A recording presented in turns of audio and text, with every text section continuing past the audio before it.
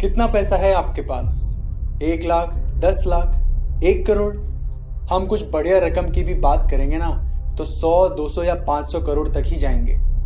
पर क्या आपको पता है कि अगर आपके पास 830 करोड़ डॉलर है तो आप एक देश के साथ खेल सकते हैं। 830 करोड़ रुपए नहीं, 830 करोड़ अमेरिकी डॉलर।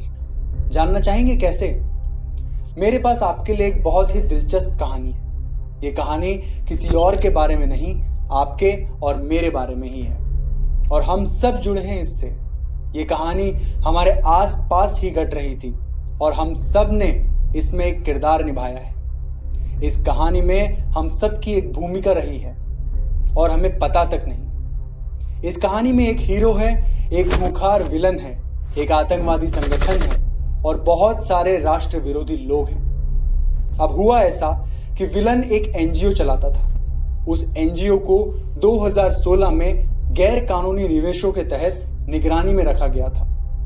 यह एनजीओ गैर कानूनी रोहिंग्या मुस्लिमों को मुफ्त कानूनी सहायता दे रहा था। हम सब जानते हैं कि कोर्ट केस लड़ने में कितना पैसा जाता है, तो फिर ऐसे कैसे एक एनजीओ लाखों अवैध घुसपैठियों को मुफ्त सहायता दे सकता है? कुछ तो स्वार्थ होगा ही।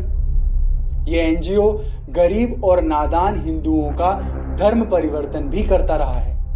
असल में 90% धर्म परिवर्तन जो भारत में हो रहे हैं वो किसी न किसी तरह इसी एनजीओ से जुड़े होते हैं। फर्जी कार्यकर्ताओं और पादरियों की भारी जमात है इनके पास। इसी एनजीओ ने राफेल डील के खिलाफ शिकायत भी दर्ज कराई थी। हम सब जानते हैं कि वो एक फर्जी केस था और 14 दिसंबर 2018 को माननीय सुप्रीम कोर्ट ने फैसला दिया कि इनके सारे आरोप बेबुनियाद थे। उसके बाद श्रीमान राहुल गांधी जी को उनके फर्जी आरोपों के लिए क्षमा भी मांगनी पड़ी थी। इस एनजीओ का आए दिन पर्दाफाश हो रहा है और यह एनजीओ अब निगरानी में है, जिसे प्री परमिशन श्रेणी में रखा गया है। इसके कारण विलन को बहुत गुस्सा आया और वो बदला लेने पर उतारू हो गया और फिर एकदम से उसकी काली करतूतों में उबाल सा आ गया। 5 अगस्त 2019 को भारत सरकार ने धारा 370 के अहम खंडों को निष्प्रभावी कर दिया, जिससे जम्मू कश्मीर के स्पेशल स्टेटस का अंत हुआ। इससे हड़कंप मच गया उस देश में जहां आतंकवादी सुरक्षित रहते हैं। जी हां, मैं पाकिस्तान की बात कर रहा हूं। अब बात करते हैं इस कहानी के हीरो की। 22 सितंबर 2019 के दिन अमेरिका में हाउडी मोदी समारोह का आयोजन हुआ था। जैसे ही हमारे हीरो ने उस विशाल मंच पर कदम रखा तो भारत माता की जय जयकार से स्टेडियम गूंज रहा था। ये वही हीरो है जिसे हमने हमारे देश का माननीय प्रधानमंत्री चुना है, श्री नरेंद्र मोदी जी। इस समारोह के अगले ही दिन यानी 23 सितंबर को हमारा विलन न्यूयॉर्क में पाकिस्तान के पीएम इमरान खान से मिला। ये विलन कोई और नहीं, जॉर्ज सोरस है, जो एक एनजीओ चलाता है जिसका नाम है ओपन सोसाइटी फाउंडेशन। जॉर्ज एक अरबपति है जिसकी संपत्ति लगभग 830 करोड़ अमेरिकी डॉलर मतलब 6,640 करोड़ रुपए है। इमरान खान से मुलाकात के दौरान दोनों ने कश्मीर मुद्दे पर विचार विमर्श किया। अब समझने लायक बात यह है कि सारी भारत विरोधी ताकतें एक हो रही है। वो जानते हैं कि भारत ने अगर अपनी आंतरिक समस्या सुलझा ली तो भारत एक सुपर पावर बन सकता है। 27 सितंबर 2019 को हमारे प्रधानमंत्री जी ने 74वीं वार्षिक संयुक्त राष्ट्र महासभा को संबोधित किया। उसके तुरंत बाद इमरान खान ने उसी सभा में भारत और भारतीय आर्मी के खिलाफ जहर उगला, जो वो आम तौर पर करते रहते हैं। शायद मोदी जी ने वो सब याद रखा। वो भारत आए और 1 महीने की योजना के बाद 31 अक्टूबर को जम्मू कश्मीर और लद्दाख को 2 यूनियन टेरिटरी घोषित कर उनको मुंहतोड़ जवाब दिया। इस घटना से हमारा विलेन घबरा गया। अब सोरस को अपनी हार नजर आ रही थी।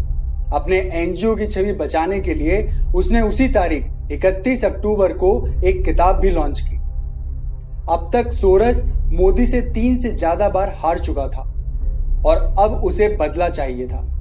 इसलिए उसने 24 जनवरी 2020 को विश्व आर्थिक मंच यानी वर्ल्ड इकोनॉमिक फोरम पर $1 बिलियन लगभग 6500 करोड़ रुपए देने की घोषणा की। राष्ट्रवाद और राष्ट्रवादी लोगों के खिलाफ उसने सीएए की भी आलोचना की और इमरान खान से फिर मुलाकात की।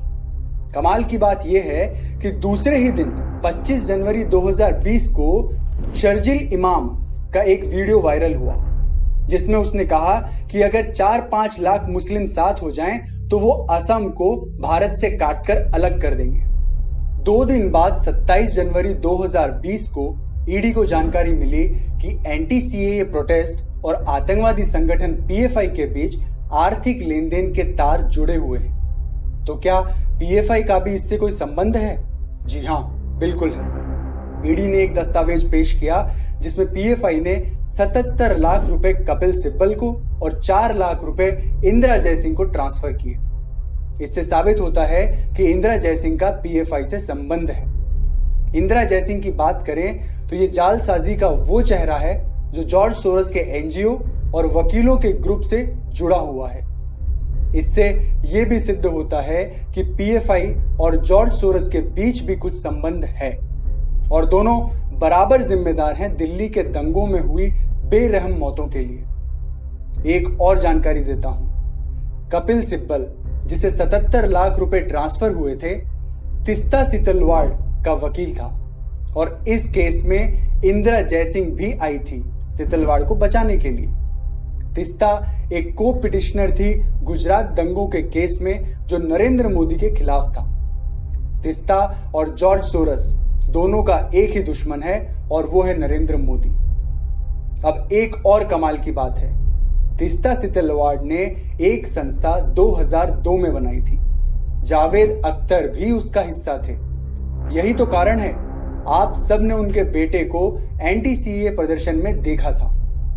फेसबुक पे फ्रेटर्निटी मूवमेंट जेएनयू नाम का एक पेज है जो मुहिम चला रहा है शर्जिल इमाम को रिहा कराने के लिए। इस देशद्रोही के सपोर्ट में इन्होंने कई पोस्ट बनाए हैं। फेसबुक का ये पेज तबलीगी जमात का भी सपोर्ट करता है। वही पेज तिस्ता सितलवाड़ को चीफ गेस्ट बनाकर स्पीच देने बुलाता है। तिस्ता सितलवाड़ का एनजीओ सीजेपी आसाम में कार्यरत है और शर्जिल आसाम को भारत से काट देना चाहता है। इन सब के बीच जो एक नेटवर्क बना है, क्या आप उसे देख पा रहे हैं? ये सारे सबूत बताते हैं कि शर्जिल इमाम, तिस्ता सितलवाड़, कपिल सिब्बल, इंदिरा जयसिंह, पीएफआई और जॉर्ज सोरस ये सब किसी न किसी तरह एक दूसरे से जुड़े हुए हैं। इन सब का एक ही लक्ष्य है, इस देश को बर्बाद करना और उसकी अखंडता को तोड़ना। 29 जनवरी 2020 को जॉर्ज सोरस ने दिल्ली हाई कोर्ट में मोदी सरकार के खिलाफ शिकायत दर्ज कराई। ईडी की कार्रवाई के बाद सोरस कुछ बड़ा करना चाहता था। जब सरकार ने सोरस के एनजीओ के खिलाफ एक्शन 2016 में लिया था, तो फिर उसने 3 साल क्यों लिए शिकायत दर्ज कराने में? कहीं कोई बड़ी योजना तो नहीं बन रही थी? जी हां, वो एक बड़ी योजना बना रहा था। 4 फरवरी को उसने अपने एक पिट्ठू हर्ष मंदर को भारत भेजा।